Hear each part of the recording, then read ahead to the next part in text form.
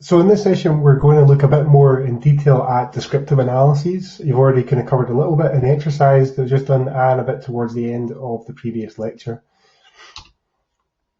First off, we're going to look at a couple of terms that represent some summary statistics that we can run, some descriptive statistics that we can run on our data. First up is this measure known as central tendency. So essentially measures of central tendency help summarize a bunch of scores with a single number. It creates basically the average for us. And so on this slide, you can see here, we've got three examples of central tendency that we're going to look through in a few slides time: the mean, the median, and the mode. You might have already come across these terms before. You might have obviously heard probably of the mean. You may have less knowledge of the median and the mode. But these are just, again, three ways we can create an average. So a descriptive statistic, a summary statistic for us to give us an idea of what's going on in our data. We then have measures of spread or dispersion, which are slightly different, where they help us to know the spread of scores within a bunch of scores. So an idea of the range, essentially. So we've already covered that we can get the average, but that only gets us down to one number. Whereas we also want to know, well, what does kind of the bigger picture of that data look like? You know, how many high values have we got, the low values? Because again, it can be a little bit misleading if we only have the central tendency, if we don't also consider the dispersion. And likewise, we can have the dispersion, but then we don't know where most of the values fall, which is what we need the average for. There's a couple of things that we can look at when it comes to dispersion or spread. The range and interquartile range, we'll kind of cover these in a few slides time, and the variance and the standard deviation. So first off, those measures of central tendency, the mean, the median, and the mode. Mean, median, and mode are three different types of average, as we spoke about already. The range is the difference between the biggest and the smallest numbers in comparison. So when it comes to trying to work out an average, we've got a little bit of an example I've got on the screen for you just now. So we imagine that we're working in an inpatient ward and we have 10 new patients, and at the start of whenever those patients come in, we want to weigh them at the first visit that they have into our ward. So we have these 10 different patients. We measure each of them over the course of a day. Here we've got various weights in kilograms, 80, 75, 76, 93, 100, 93, 90, 92, 89, 72.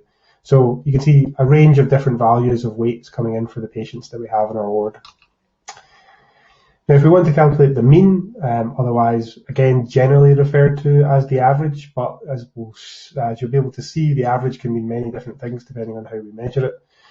Here we calculate the mean as the sum of the samples divided by the sample size. So again, I just kind of put this in a kind of numerical notation. Here we take each of the different weights from each of our 10 individuals. We add those all up. So the sum of the samples, again, I put it in brackets here just to kind of show that when we do our sums, that we do that kind of sum first, that we calculate all of those added together before we divide by the sample size, which in this case is 10.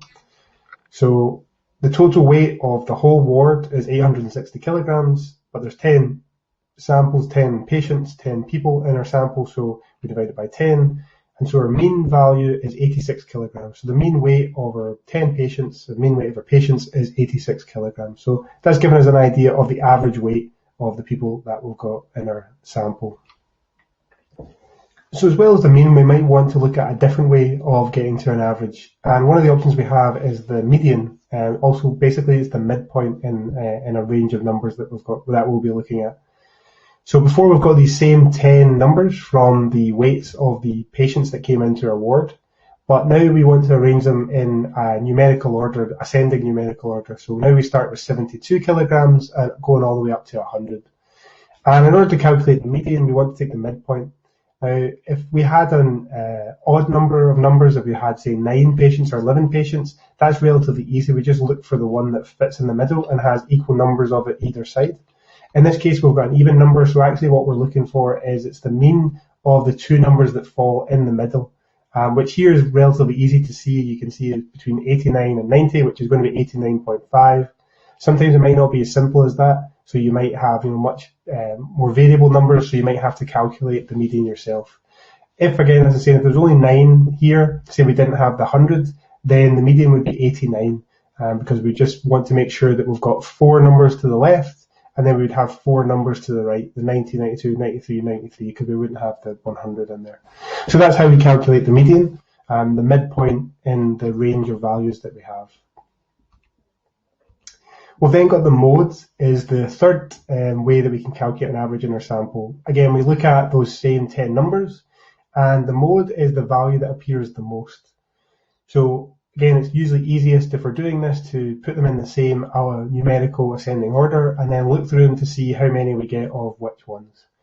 Now, if we look through here, 72 only appears once, 75 once, 76 once, 80 once. You can see most of these numbers only appear once. There's only one number that appears more than once, and that's number 93 kilograms, and so that becomes our mode.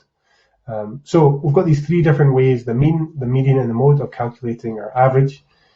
Now, here we've obviously got 3 averages, and they're all slightly different, but they're all right. None of them are wrong. They just tell us a slightly different way of calculating the average. Now, this could be important, particularly for consistency, particularly if you're looking over time how things have changed.